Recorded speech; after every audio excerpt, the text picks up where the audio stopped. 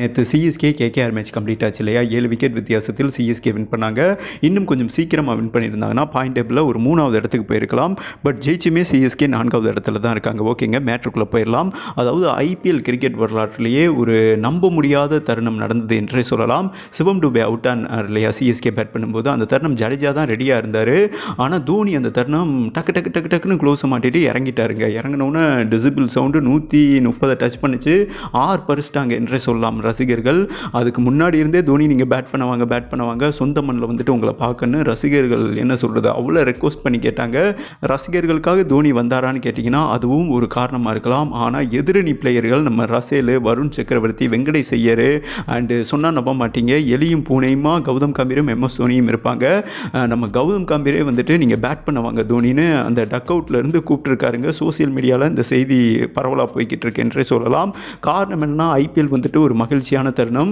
நம்ம தோனி இறங்கும்போது உங்களுக்கே தெரியும் என்ன வைப்பு கொடுப்பாங்கன்னு ரசிகர்கள். அந்த உணர்வை யாருமே மறக்க முடியாது. எல்லா கேப்டன்களுமே பேட் கமின்ஸே சொல்லியிருக்காரு. இப்படி ஒரு சத்தத்தை எந்த ஒரு அரங்கத்திலையும் கேட்டது கிடையாது. இதை எல்லாரும் கிரவுண்டில் தோனி இறங்கும்போது வந்து உணரணும்னு மென்ஷன் பண்ணியிருந்தாருங்க. சிஎஸ்கே எஸ்ஆர்ஹெச் மேட்ச்சில் இந்த மேட்ச் ஆரம்பிக்கிறதுக்கு முன்னாடியே சிஎஸ்கே கேகேஆர் மேட்ச் ஆரம்பிக்கிறதுக்கு முன்னாடியே இந்த தருணத்தை அதாவது தோனி இறங்கணும், டெஃபினட்டாக அவர் இறங்கணும். அவர் இறங்கும்போது அந்த ரசிகர்கள் ஆர்ப்பரிப்பை என்னோட காதில் கேட்க ஆவலுடன் இருக்கிறேன் என்றும் நம்ம ரசேல் பேசியிருக்காரு. அந்த வீடியோ போட்டிருக்கேன், நீங்கள் பார்க்கலைன்னா பாருங்கள். அதனால அதாவது மேட்ச் கையை விட்டு போச்சு இல்லையா கேகேஆருக்கு. இதை புரிஞ்சு தான் காம்பீர்லேருந்து அண்ட் ரசேல்லேருந்து எல்லாருமே வந்துட்டு தோனி நீங்கள் இந்த தருணம் பேட் பண்ண வரணும், ஏன்னா வெற்றிக்கு 3 ரன் தான் தேவைப்பட்டது. இவங்க முதன்முறையாக ஒரு எதிரணி பிளேயர்கள் வந்துட்டு நம்ம தோனியை அழைச்சது என்னங்க சொல்கிறது, அது ஒரு மல்டி மராக்கலான மேஜிக் என்று தான் சொல்லணும்.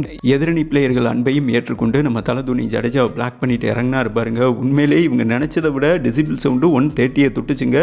அலறிட்டாங்க. அதாவது நம்ம ரசேல் வந்துட்டு காதை மூடிட்டாரு. ஜவ்வே கிழிஞ்சிரும் தலை நீங்கள் வரும்போது அப்படின்னு அந்த மேட்ச் முடிஞ்ச பிறகு நம்ம தலைக்கிட்டே பேசியிருப்பாருங்க. நம்ம தலை வந்துட்டு அந்த நேரம் அந்த க்யூட்டாக ஒரு புன்னகை பண்ணியிருப்பார் என்றே சொல்லலாம். மேலும் இந்த மேட்ச் முடிஞ்ச பிறகு அதாவது நம்ம தோனி கொடுத்து காம்பீர் பேசியிருக்காருங்க. அவர் என்ன சொல்லியிருக்காருன்னா தோனி ஆக்ரோஷம் காட்டாமல் இருக்கலாம், ஆனால் எளிதில் வெற்றியை விட மாட்டார். கடைசி ஓவர்லங்க 20 ரன் தேவைப்பட்டாலும் அசால்ட்டாக அதாவது தோனி களத்தில் இருக்கும்போது வெற்றி நிச்சயம் என்பது குறிப்பிடத்தக்கது. அவரை விட நீங்கள் அனைத்திலும் சிறந்தவராக இருந்தால் மட்டுமே சென்னை மண்ணில் வந்துட்டு தோனியை வீழ்த்த முடியும். அவே கண்டிஷனில் கூட தோனி வந்துட்டு ஸ்லிப்பாக வாய்ப்பு இருக்குது. ஆனால் சென்னை டீமில் தலையை எதிர்த்து வின் பண்ணுவது எதிரணிகளால் அது ஒரு சாத்தியமில்லாத காரியம் என்று நம்ம கௌதம் கம்பீர் மென்ஷன் பண்ணியிருக்காருங்க. ஃபைனலாக ரசேல் என்ன சொல்லியிருக்காருன்னா மேட்சுக்கு முன்னாடியே கேட்டார் இல்லையா தோனி வந்துட்டு நாங்கள் ஜெயிக்கிறோமோ தோக்குறோமோ அந்த இறங்கணும், அந்த தருணத்தை வந்துட்டு என்னோட காதால் கேட்கணும், ஆனால் கேட்க முடியலைன்னு மென்ஷன் பண்ணியிருக்காருங்க. அந்தளவுக்கு ஜவ்வே கிழிஞ்சிரும் போலேன்னு. என்னோட கனவு வந்துட்டு நிறைவேறியது. நாங்கள் கேட்டோன்னே எம்எஸ் தோனி வந்து அந்த தருணம் இறங்கினது ஒரு மறக்க முடியாத தருணம். நன்றி தலைன்னு மிகப்பெரிய சல்யூட் பண்ணியிருக்காருங்க நம்ம ரசேல்.